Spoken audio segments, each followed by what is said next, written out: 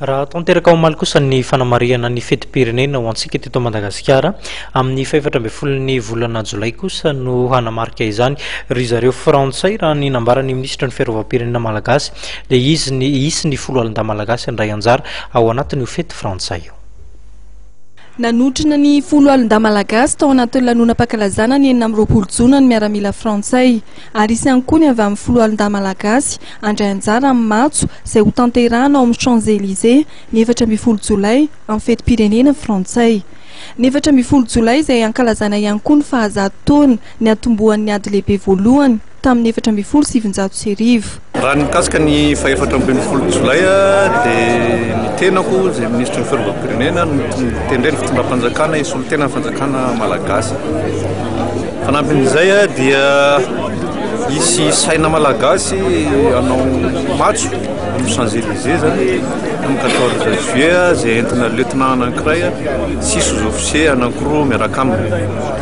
Fanampin'izay isy akizy malagasy tanora civil 4 koa andeha ho any ankalazan'io satria io ao anatin'ny fahatsiarovana ny fahazatoana ny atombohan'ny ady lehibe voalohany tamin'ny 1914. Tsy misy amin'ny fifanarahana ara-pitaovana eo Madagasikara sy la Frantsa araka ny nambara ministra ny folo alin-da fa mijanona amin'ny fiara-miasa ara-teknika sy ny lafo ny fampiofanana. Zany atao hoe coopération opérationnelle. Ny atao hoe coopération opérationnelle zany dia amin'ny lafiny teknika fampianarana fanaovana exercice fa tsy coopération ataontsika hoe amin'ny lafiny stratégique na politika hoe misy accord de défense mutuelle na ohatran'izany ohatrany tamin'ny taona enim-polo sy 1900.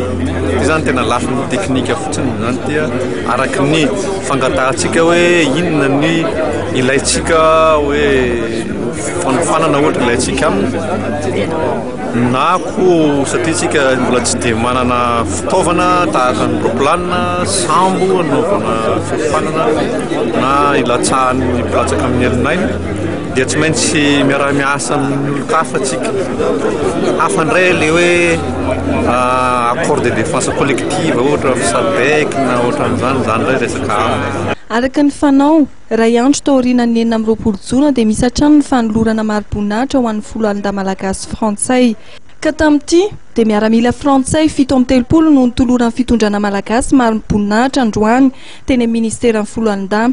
Anisan'ny notolorany officier de l'ordre national ny général de division Hogar Jean-François izay commande ambony commandant supérieur ao amin'ny Fazohy. Ho an'ny malagasy kosa dia miaramila standard 5 nahazo médaille de la défense nationale avy amin'ny folo alin-da Frantsay.